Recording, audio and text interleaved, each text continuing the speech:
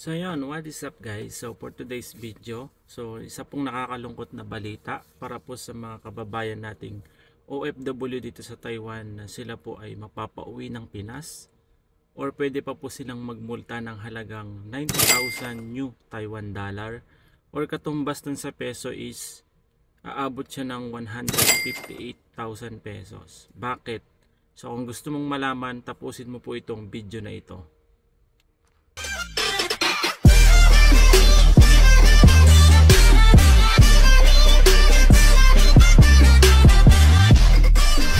So ayun na nga mga kabayan, so ganito po ang nangyari. Bakit ba sila mapapawi or pwede silang magmulta ng halagang 90,000 NT dollars?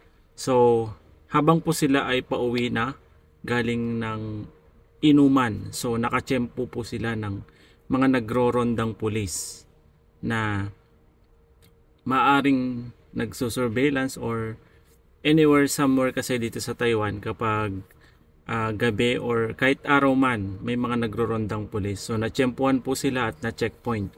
So ang ginawa po ng pulis, dahil nga siguro merong kakaiba sa kanila, so meron po silang dalang stick na alcohol test.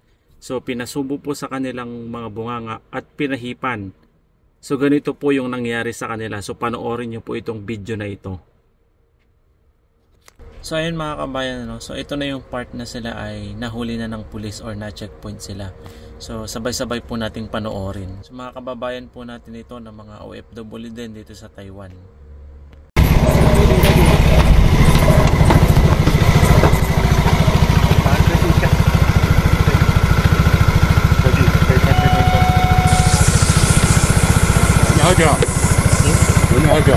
你喝碧尔还是什么？你是喝碧尔吗？还有吗？有亮的啊。你刚刚嚼了什么东西？你的口香糖还是什么？没有啊。你再待会再吹一次。拿就去。对不起，您喝酒了。对啊，你有喝碧尔吗？无因朋友切看卖看有哦。来，先去。再一次。平安没了，再一次。平安没了。对啊，你朋友没有，就是你有啦，你就是代表你有喝酒啦。再一次。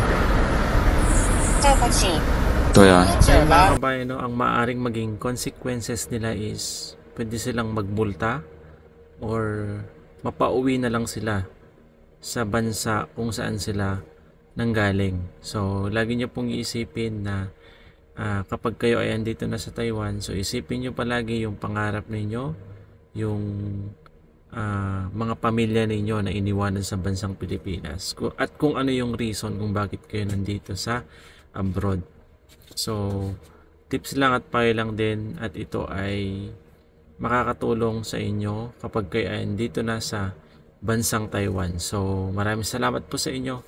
Keep safe and God bless.